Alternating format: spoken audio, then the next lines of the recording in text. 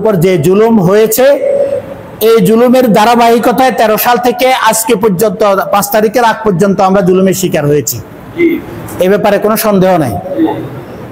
আমরা প্রতিশোধ নিলে তার থেকে দ্বিগুণ ত্রিগুণ প্রতিশোধ দিতে পারতাম কিনা? আমরা 5 তারিখের পরে 3 দিনের মধ্যেই আমরা সেই প্রতিশোধ দিতে পারতাম। যারা বিদেশে আছেন তারা অনেক সময় আমাদেরকে ভুল বুঝছেন। আজকে আমরা কিছু ভুল বুঝাবুঝিরও অবসান ঘটাতে চাই।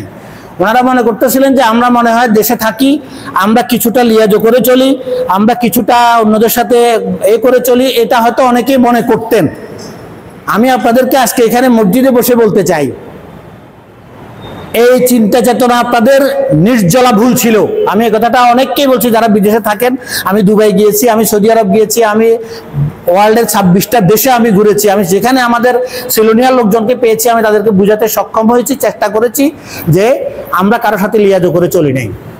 লিয়াজো করে চললে আমি মেজবাজ 36টা মামলা খেতে হতো না, 6 বার জেলে যেতে হতো না।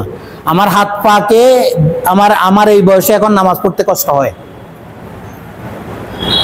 সুতরাং আপনারা যারা এটা মনে করতেন, আজকের পর থেকে আল্লাহর ওয়াস্তে আপনারা যারা এলাকাতে ছিল তাদেরকে আপনারা মাফ করে দিবেন।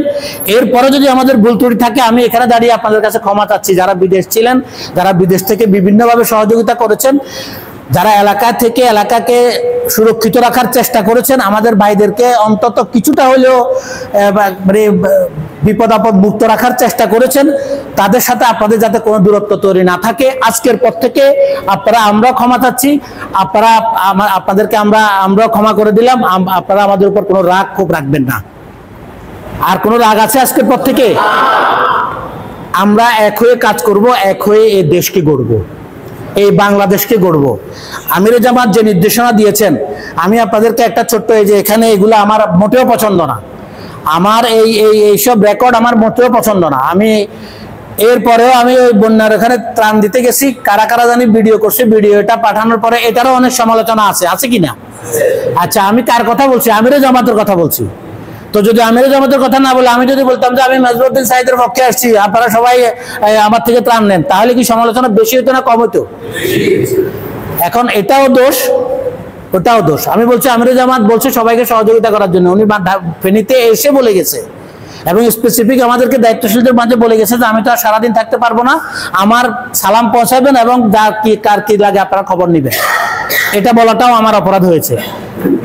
আমি নীরবে কাজ করতে চাই, আপনাদের জন্য কাজ করতে চাই, নীরবে ইসলামের জন্য কাজ করতে চাই, সংগঠনের জন্য কাজ করতে চাই। আমি কোনোদিন হীনমন্যতায় ভুগি নাই।